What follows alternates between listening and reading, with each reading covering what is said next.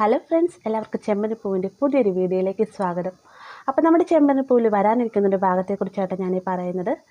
നിലവിൽ നമ്മുടെ ചെമ്പരപ്പൂവിൽ ശ്രുതിക്ക് ജോലിയില്ലായിരുന്ന വിവരം സച്ചിയിലൂടെ അറിയുകയും പിന്നീട് ശ്രുതി വീട്ടിൽ നിന്ന് പിണങ്ങി പോവുകയും ചെയ്യുന്നുണ്ടല്ലേ. സ്വന്തം വീട്ടിലേക്ക് ചെല്ലുന്ന സമയത്ത് ശ്രുതിയുടെ അമ്മ പറഞ്ഞ് സമാധാനിപ്പിച്ച ശ്രുതിയെ വീട്ടിലേക്കൊക്കെ പറഞ്ഞയക്കാൻ ശ്രമിക്കുന്നുണ്ടെങ്കിലും ശ്രുതി അതൊന്നും ഉൾക്കൊള്ളുന്നില്ല.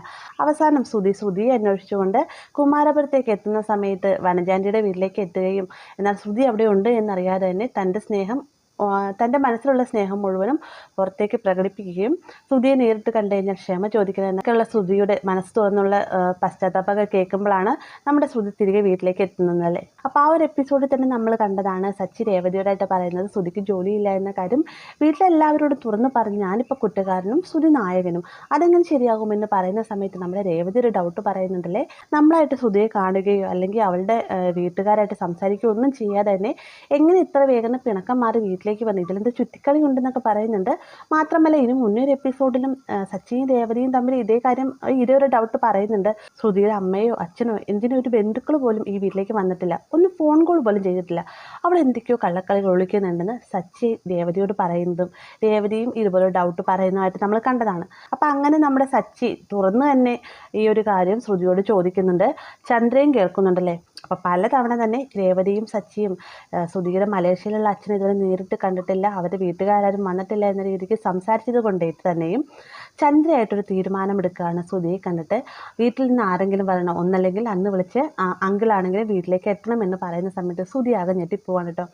എന്നിട്ട് പറയണം, ആൻറ്റിക്ക് അറിയാലോ അച്ഛൻ ഭയങ്കര ബിസിനസ് തിരക്കുള്ള ആളാണ്, ഇപ്പോൾ ഇവിടെ ഇല്ല, ജർമ്മനിയിലേക്ക് പോയിരിക്കുകയാണെന്ന് പറയുമ്പോഴത്തേക്കും അച്ഛൻ വേണ്ട അങ്കിൾ മതി, അന്ന് എന്നെ ഒരു അങ്കിൾ വിളിച്ചില്ലായിരുന്നു എന്ന് ചോദിക്കുന്ന സമയത്ത് ശ്രുതി ഒന്ന് പതറുകയാണ് കേട്ടോ. കാരണം അങ്ങനെ ഒരു അങ്കിൾ ഇല്ല എന്നും വിളിച്ചത് ഇന്നയാളാണെന്നും ശ്രുതിക്ക് അറിയാവുന്നത് കൊണ്ട് തന്നെ ശ്രുതി പറയുന്നുണ്ട്, ആൻറ്റി അങ്കിൾ വിളിച്ചാൽ വരുമോ എന്നറിയില്ല, അങ്കിൾ ഇതുപോലെ തന്നെ അച്ഛനെ പോലെ ബിസിനസ് തിരക്കുള്ളതാണെന്നൊക്കെ പറയുമ്പോഴത്തേക്കും അതൊന്നും പറഞ്ഞിട്ട് കാര്യമില്ല ശ്രുതി, എങ്ങനെയെങ്കിലും ഒന്നല്ലെങ്കിൽ അച്ഛനോ അല്ലെങ്കിൽ അച്ഛനിവിടെ ഇല്ല എന്ന് പറഞ്ഞല്ലോ, അതുകൊണ്ട് തന്നെ അങ്കിളിനോടെങ്കിലും ഇവിടെ വരാൻ പറയണം. ഇനി എത്ര തവണയായി സച്ചി രേവതിയും കുറ്റപ്പെടുത്തി സംസാരിക്കുന്നു, ഇത് കേട്ട് എനിക്ക് തന്നെ ആകെ നാണക്കേടാവുന്നു, ഇതിനൊക്കെ ഒരു അറുതി വരണ്ടേ.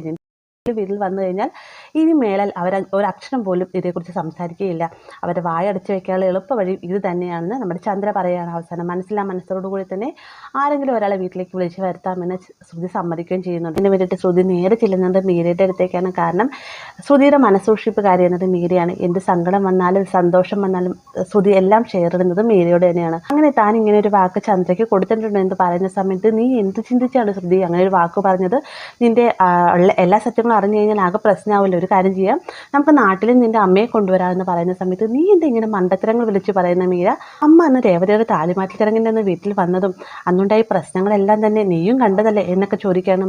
അപ്പോൾ പിന്നെ ഞാൻ അമ്മയെ വിളിച്ച് എങ്ങനെ വരും, ഇതൊരു പ്രശ്നപരിഹാരം കണ്ടെത്തിത്താ മീര, നീ എന്തെങ്കിലും സൊല്യൂഷൻ കണ്ടെത്തുമല്ലോ എന്ന് വെച്ച് ഞാൻ ഇങ്ങോട്ടേക്ക് വന്നതെന്ന് പറയുമ്പോൾ എന്നോട് ആര് പറഞ്ഞു അങ്ങനെയൊക്കെ ചിന്തിക്കാൻ എന്ന് പറയുകയാണ് കേട്ടോ. വേഗം തന്നെ ശ്രുതി പറയുന്നുണ്ട്, നീ തമാശ പറയല്ലേ മീര, എനിക്ക് എന്തെങ്കിലും ഒരു വഴി കാണിച്ചു തരാമെന്ന് പറയുകയും മീര കുറേ നേരം ആലോചിച്ചതിന് ശേഷം ഒരു വഴിയുണ്ട്, നമുക്കൊരു സ്ഥലം വരെ പോകാമെന്നും പറഞ്ഞുകൊണ്ട് ശ്രുതിയെ കൂട്ടിക്കൊണ്ട് ചെല്ലുകയാണ് കേട്ടോ.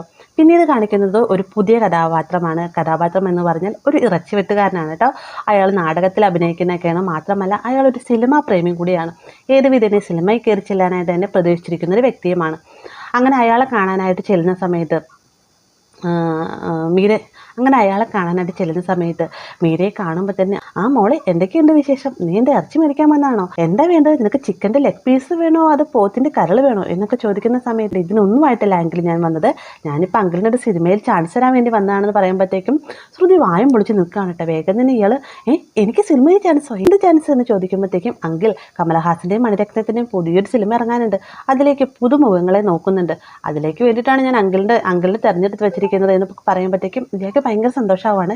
അപ്പോൾ ഈ ഒരു സമയത്ത് മീര വീണ്ടും പറയുന്നുണ്ട്, പക്ഷേ അതിനു മുന്നേ അങ്കിൾ എനിക്കൊരു കാര്യം ചെയ്തതിന് ഇവിടെ ഒന്ന് സഹായിക്കണം എന്ന് പറയുമ്പോഴത്തേക്കും ഇയാൾ പറയുകയാണ്, എന്തെങ്കിലും പ്രശ്നമുള്ള കാര്യമാണോ മോളെ, എനിക്ക് നാടകത്തിനോട് സിനിമയോടൊക്കെ ഭയങ്കര ഇഷ്ടമുണ്ടെന്ന് പോരെ, പക്ഷെ എന്നും പറഞ്ഞുകൊണ്ട് ആരുടെയും കുടുംബത്തിൽ കയറി ഞാൻ ഇടപെടാറില്ല, ആരെയോ ചതിക്കാനൊക്കെ വേണ്ടിയിട്ടാണല്ലേ എന്ന്, അതിനൊന്നും എന്നെ കിട്ടില്ല എന്നൊക്കെ ഇയാൾ പറയുമ്പോഴത്തേക്കും മീര പറയുന്നുണ്ട്, അങ്കിളിനോടായതുകൊണ്ട് ഞാൻ രഹസ്യം പറയാം, മണിരത്നമില്ലേ അദ്ദേഹം ഒരു ഹിഡൻ ക്യാമറ വീട്ടിൽ പിടിപ്പിച്ചിട്ടുണ്ട്, അങ്കിളുടെ അഭിനയം എങ്ങനെയുണ്ടെന്ന് അറിയാനായിട്ടാണ് ഇങ്ങനൊരു നാടകം അവിടെ ക്രിയേറ്റ് ചെയ്യുന്നതെന്നൊക്കെ പറയുമ്പോഴത്തേക്കും ഇയാൾ മീര പറയുന്ന കള്ളങ്ങളെല്ലാം തന്നെ വിശ്വസിക്കാനുണ്ട്. അങ്ങനെ അഭിനയിക്കാനായിട്ട് അയാൾ വരാമെന്ന് സമ്മതിക്കുകയാണ്.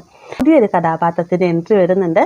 അപ്പോൾ ഇങ്ങനൊരു ഭാഗം നമുക്ക് വരാനുള്ളതാണ്. ഈ ഒരു ഭാഗങ്ങളെല്ലാം തന്നെ ഞാൻ പറയുന്നത് തമിഴിലെ സിറകടിക്ക് മാസയിൽ നിന്ന് പറയുന്നതാണ്. അപ്പം കാത്തിരുന്ന് തന്നെ കാണാം. വീഡിയോ ഇഷ്ടമായെങ്കിൽ ലൈക്ക് ചെയ്യാനും കൂടി ചാനൽ സബ്സ്ക്രൈബ് ചെയ്യാനും മറക്കരുത്.